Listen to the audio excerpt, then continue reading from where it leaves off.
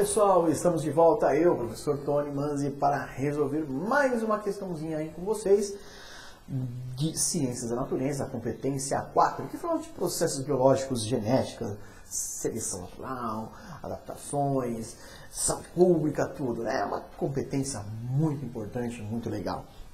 Bom, antes de começar a responder essa questãozinha aqui, não se esqueça de se inscrever aí no canal no YouTube, Enem por Matheus Prado. Essa questão começa falando dele, o vovô da biologia, o Sr. Charles Darwin. E ele fala que Darwin apresentou em 1859, né, o famoso livro A Origem das Espécies, que fala, na verdade, sobre evolução no processo de seleção natural, não é isso? E ele diz no finalzinho do pequeno texto, ao elaborar a teoria da evolução natural, Darwin não conseguiu obter algumas respostas aos seus questionamentos, não é isso? E aí, claro, a pergunta vai ser sobre isso. O que esse autor não conseguiu demonstrar em sua teoria, beleza? Então você tinha que assinalar justamente isso. Aí você fala assim, poxa, Tony, o que ele não conseguiu, então, assinalar? O que ele não conseguiu, na verdade, aí esclarecer? Na verdade, faltava, na verdade, na época, para o Darwin, dizer, na verdade, como que acontecia realmente essa seleção natural e principalmente a especiação, né? A formação de novas espécies. Então, isso por quê? Por quê? Porque ele era burro? Não, ele não era burro, gente. Você não pode esquecer que nós estamos falando de uma teoria de 1859, tá? A gente também não pode esquecer que os conhecimentos sobre genética não existiam, não é isso? Lembre-se que tem um outro autor aí, né? O famoso austríaco lá, criador de ervilha, o Mendel.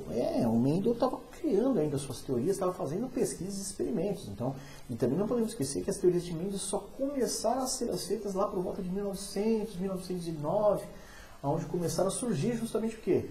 O pessoal começou a falar que existia gametas, que existia mitose, meiose, quando se descobriu meiose.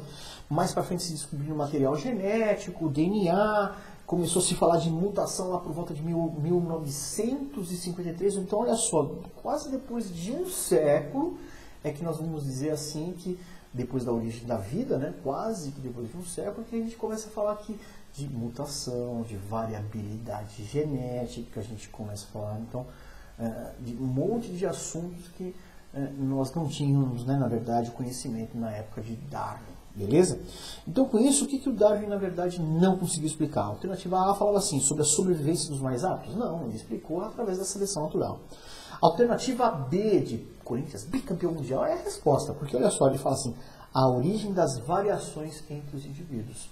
E exatamente isso, ele não conseguia explicar o porquê, porque ele via que ocorria. Por exemplo, ele percebeu lá nas Ilhas Galápagos que do lado de uma ilha tinha um pássaro com um bico, né, o famoso trentilhão de bico fino, e do outro lado da ilha tinha um trentilhão de bico curvo. Ele não sabia dizer o porquê. Ele sabia que ocorreu justamente uma diversidade, um isolamento geográfico e depois reprodutivo, que acabou, na verdade, combinando em duas novas espécies, porque formei o trentilhão de bico fino e o trentilhão de bico curvo. Então, conclusão, acabou criando justamente essa diferença.